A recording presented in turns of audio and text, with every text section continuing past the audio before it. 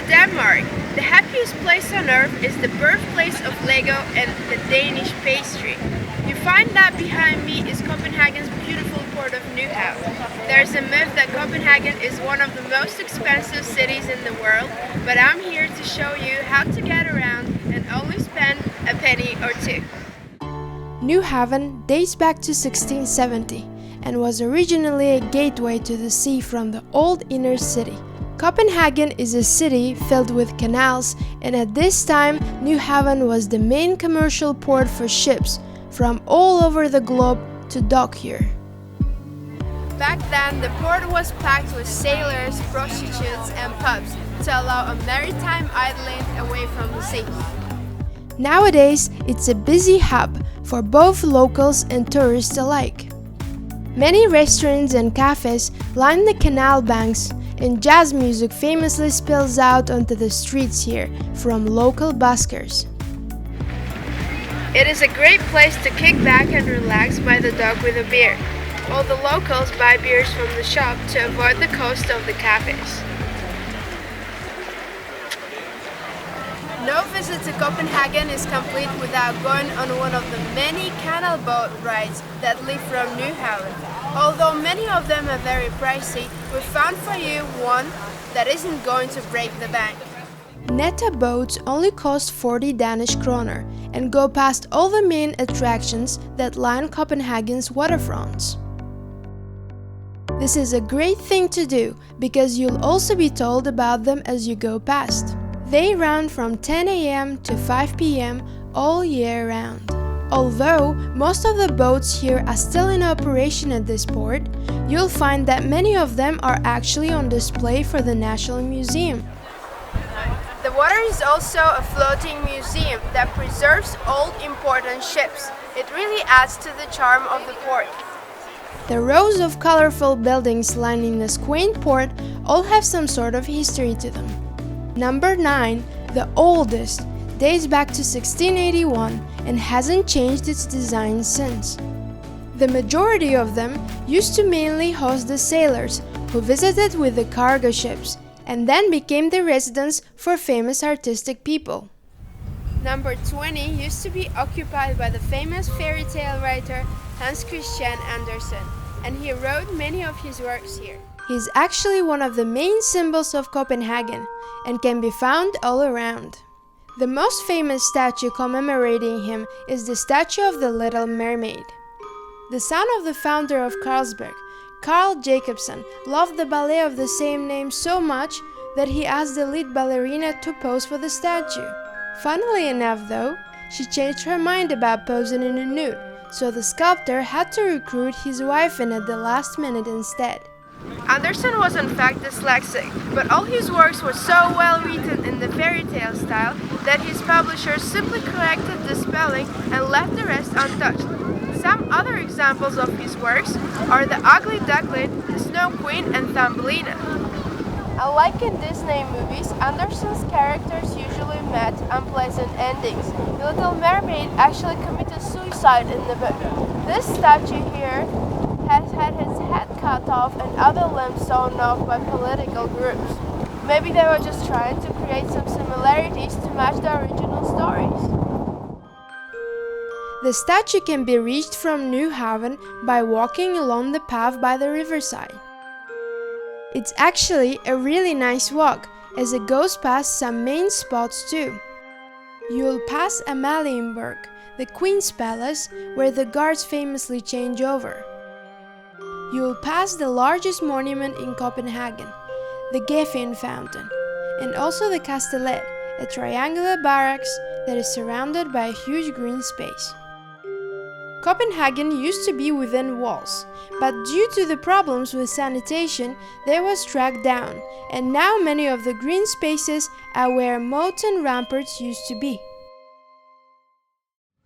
At the top of Nyhavn, you'll find the King's Square.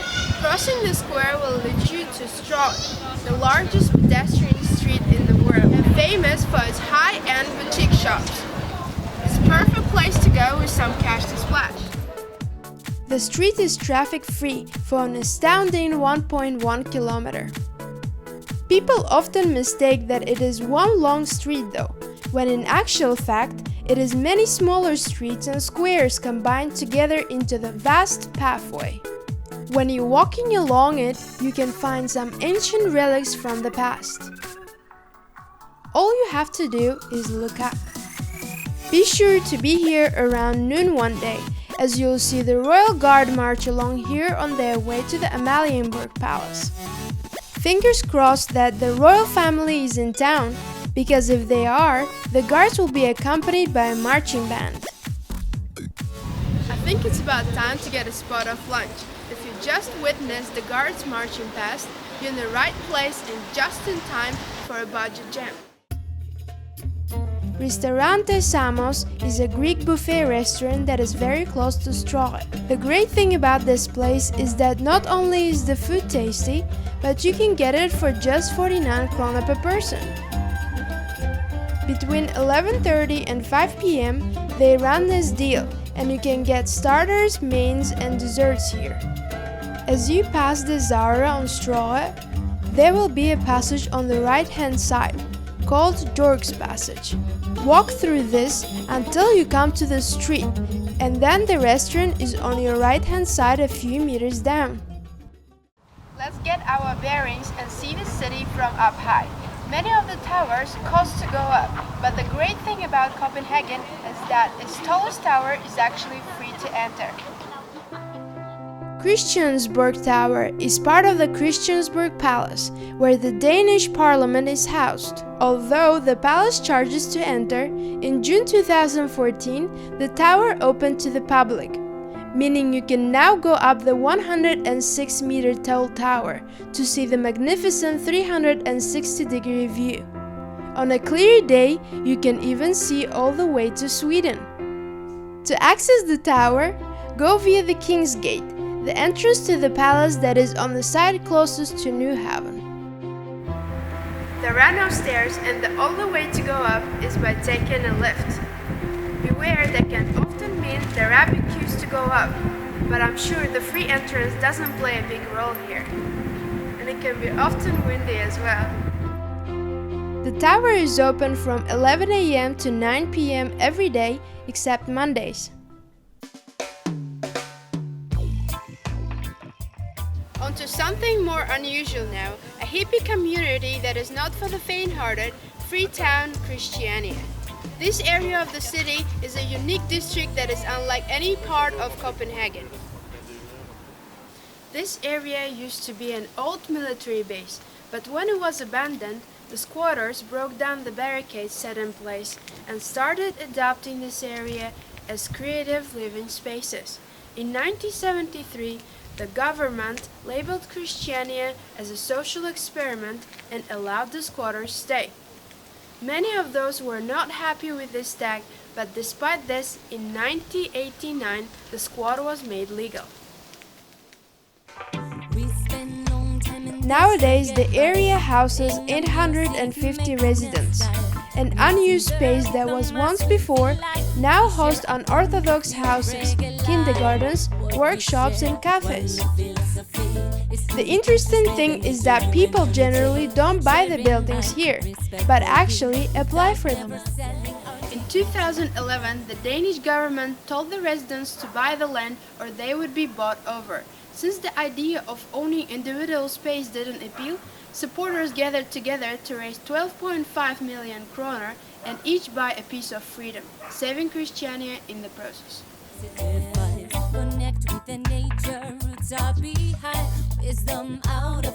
They even have their own currency, the loan, and their own flag. The flag has 3 dots on it, and it's widely debated whether they represent the 3 eyes dots in Christiania or the O's in the phrase love, love, love. One has a bit more of a hippie feel to it, doesn't it? There's actually not much outside influence in general, and you'll notice as you go around that there are not even any advertisements. The town is said to be out of reach of Danish law, and this is apparent from the famous street which openly sells marijuana, drawing many people to the green light district. Don't be put off by this though, as the place is exceptionally friendly, and many bars here can be found to be cheaper than in the heart of the city, selling their own brewed beer for as low as 20 kroner. Easier access to Christiania was open, and the Kissing Bridge connects Nyhavn with the Freetown, going past the world-famous restaurant Noma on the way. You can get there by walking or cycling only though, as the streets don't allow cars. It's maybe for this reason that the famous Christiania cargo bike was invented, which is essentially a bike with a large wagon attached to the front.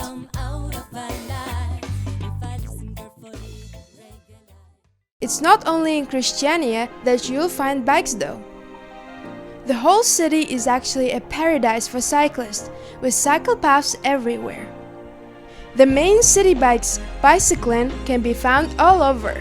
To rent one, simply create the user account online or directly via the bike's high-tech tablets. Then enter your username and PIN to any bike. The bikes are very fancy and have an electric motor to help you to get to the toughest peaks of this exceptionally flat country. You can never get lost with these bikes, as there is a built-in map on the bike's tablet that shows touristy locations and even where the nearest station to return your bike is.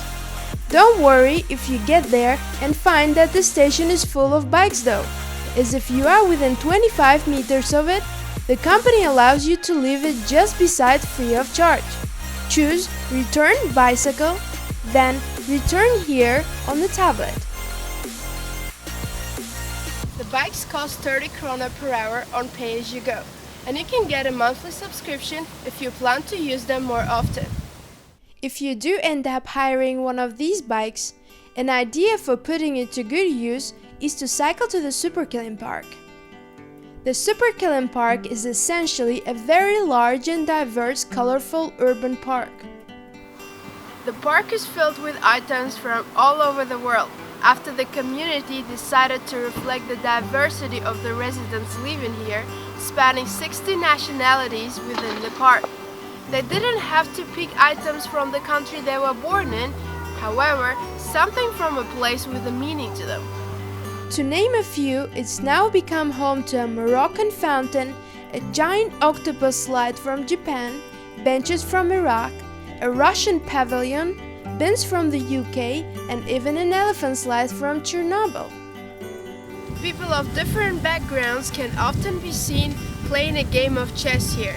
It really shows how much of a sense of community there is.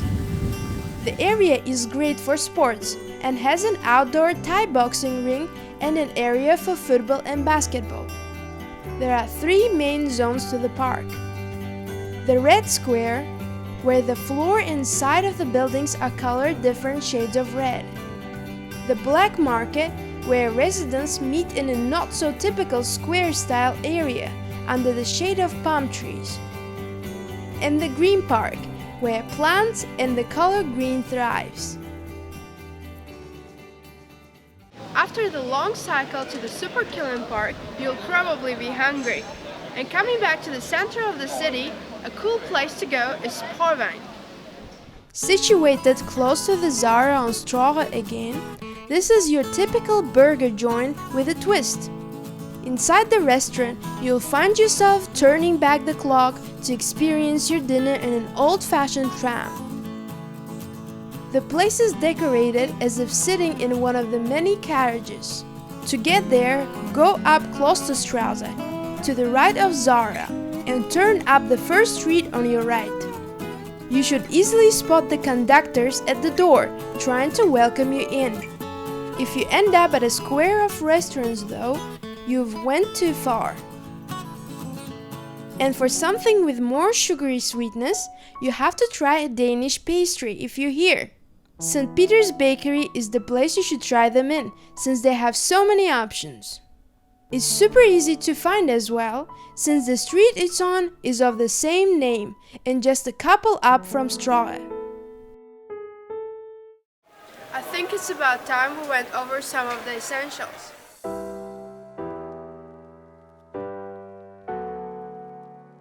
Getting from the airport is simple and cheap compared to a lot of cities. You can take a metro that runs every 10 minutes for just 30 kroner, and you'll arrive in the city within 13 minutes. Tickets can be purchased at these machines. The two main supermarkets that you will find in the center of the city are Irma and Netto.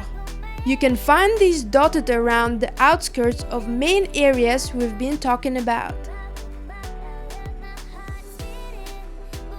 As always, we have a couple of options, and the first is Dan Hostel. This is a central hostel that is just down the road from Tivoli Gardens.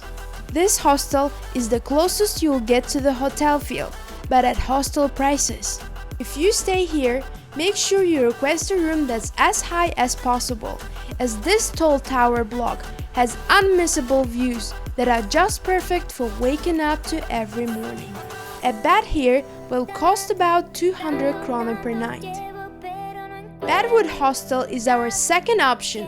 It's a little pricier, but for a good reason, as it's directly by Nyhavn harbor. Staying here starts at around 250 kroner per night. It possibly has more of a hostel feel to it, with a large shared dining room and football table, allowing all the travelers to make new friends. For the young and trendy, going out in Copenhagen's Meatpacking District seems to be a habit. Once the heart and soul of the city's meat business has now become a popular spot for clubbing and quality restaurants. Just to give you an idea of how dramatically it has changed, we just need to look back to 10 years ago. Back then, all the buildings were owned by the government and used as either slaughterhouses or butcheries, but now 90% of the area has adapted to the popular direction it seems to be heading in. Located in Copenhagen, the idea is for the area to be open 24 hours a day. It makes it amusing though that it's now possible to pass a butcher heading to work at the end of the night. For a more specific bar with a little bit of quirkiness to it, try Olsnedkeren Bar, which is located in Norrbrug. It is a little bit out of the city, but well worth a visit. The place is run by two brewers who make their own beer in the basement's microbrewery, meaning that the beer you choose one day might have been replaced the next day with their newest masterpiece. They tend to brew a new beer every week and regularly listen to the suggestions from the customers that keep coming back to try their new creations. So if you find that you don't have much else to do on your Monday, head along here. They always have deals on turning the idea of happy hours into a happy Monday. However, if you're not much of a drinker of beer, but just want to find out why it's so famous here, why not go to where it all began? Let's visit Carlsberg. At Carlsberg you can find the world's largest collection of bottled beer. Behind me there's almost 17,000 examples. There are many variations, including one dedicated to Winston Churchill. You'll see that it's not completely full though. The space in the bottles here represents their Rebrew bottle, which is 133 years old. It's missing because there was actually live yeast found in the bottle a while back, allowing them to make a whole new beer from it. This is only one part of the self-guided tour, however, and the other part will take you around a museum, describing the history and what it was like for the workers in the past. A proud part of Carlsberg's history is that they never used child workers. This statue here represents the thinnest man that used to clean inside the barrels. It must have been better to work back then, surely, as the workers then were allowed 4-liter beer pots on shift. It'd be a good place to start pre-drinks anyway. Included in your ticket, you'll get a free horse and carriage ride that goes all around the Visit Carlsberg area. It goes up until 2 p.m. every day and lasts for 15 minutes. Tickets for the experience cost 100 kroner and come with a gift and free beer. They do private beer tastings here, where you get to try 3 different types of beer, which used to be produced and is still produced here. Beer tastings run between 12 and 4 each day and last for about 40 minutes. Visit Carlsberg is open all year round, from 10 a.m. to 5 p.m. and until 6 p.m. during seasonal months. There are actually free shuttle buses that run every day at 12, 1 and 2 p.m. taking you from the center of the city to visit Carlsberg. They go from Västerbråga 6, which is right by the central station.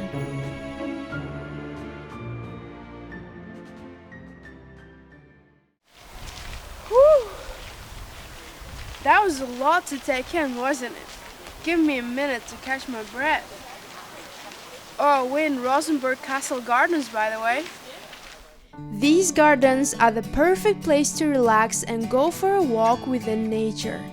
They were in fact originally built for just that reason, with the castle and gardens having used to be an old king's summer palace. The huge flower beds that they set out here in summer are quite spectacular to see. They open from 7 a.m. to between 5 p.m. and 11 p.m. depending on what month it is. That brings us to our final stop in the trip. Tivoli Gardens is not only one of the oldest theme parks in the world, but it also has beautiful gardens to go around.